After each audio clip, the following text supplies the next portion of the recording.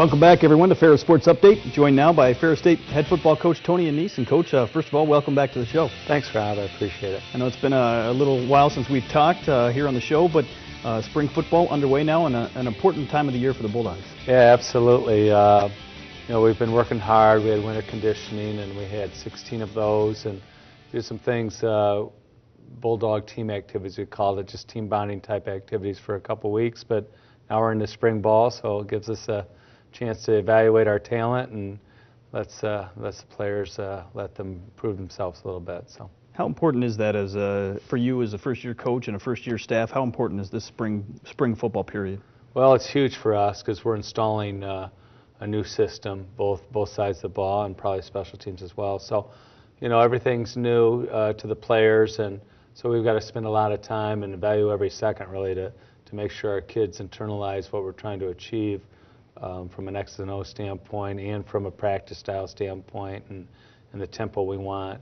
And then beyond that, it gives them a chance to prove themselves as players because I let them know, coming out of spring ball, depth charts are drawn, and so that gives them an opportunity to at least walk out of here as a number one guy and then see how it goes in the fall.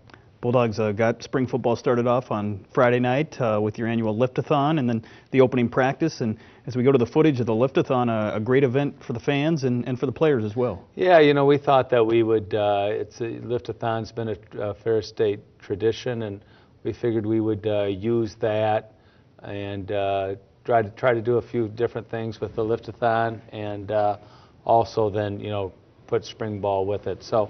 Ryan Hodges was the coach that ran the Lift-A-Thon, and we did a lot of different activities. The first one, I believe, was just like a powerlifting meet bench where you have the rules. So it was a 1 rep max, and then there you see we put 225 on the bar and did it as many times as you could. Kids did the skits and things of that sort. That's making fun of last year's team, by the way, with some of the numbers that we had, and the big wig with the long blonde hair, and we did a pro agility, so all in all, I thought it was a great night. We also included the dorms, the residence halls, and we had a lot of students there, and the people with the most most support there got a prize from athletic department and things of that sort. So. All in all, a great night. Our kids had a lot of fun, and you can see a skit here where they had a little. That won't happen during the season, by the way, but a little bicycle after a touchdown. So, how important was that for your players in terms of building some team camaraderie with the Lift-A-Thon and some of the talent show and the skits that you had? It was a lot of fun. We really enjoyed it. Our kids had fun with it. And we also had the hockey game going on. Live on a big screen, so I think we had some community people that said, hey, I can come watch a hockey game on a big screen, and so thank you to John Coles and for setting that up. So it was just a great night.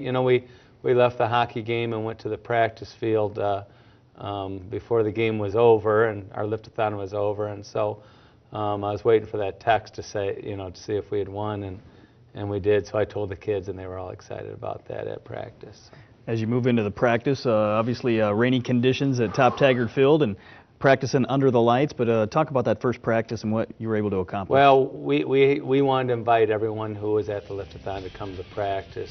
Thank goodness we opened Willard Pavilion because I looked up there and there was a lot of people on the second floor there rather than being out in that rain. But, we played music at Blair and we did some fun things just to make it exciting for the kids, and it was a good first practice. The rain was a little bit challenging, but we were committed to making that a practice that people come and watch, and so it was a great night. Our energy level was outstanding, and I thought that the kids were really focused and trying to do their best. So.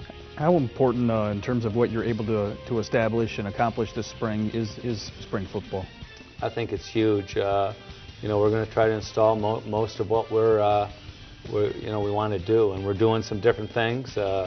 Every year, we kind of try to tweak our system. So, we're doing some different things, trying to fit the strengths of the personnel into some of the packages that we want to install. And so I think it's huge. I think for all of our positions, but namely quarterback, we want to come out of spring ball with a guy that feels really comfortable with our system, or at least one, but hopefully 2 or 3. A great night all the way around for Ferris State football with the Lift-A-Thon. I know that raises some critical dollars for the program as well as the first practice. As we look ahead to the spring game on April 14th, another similar type event with the big event being held in conjunction. Talk about that spring game. Right. We're going to hold our spring game in conjunction with the big event, and so I know that all the student body will be at Top Taggart, and we'll have a bunch of people in the stadium prior to our spring game. And then some of our players are going to go off and work the big event with the rest of the student bodies who are servicing the community.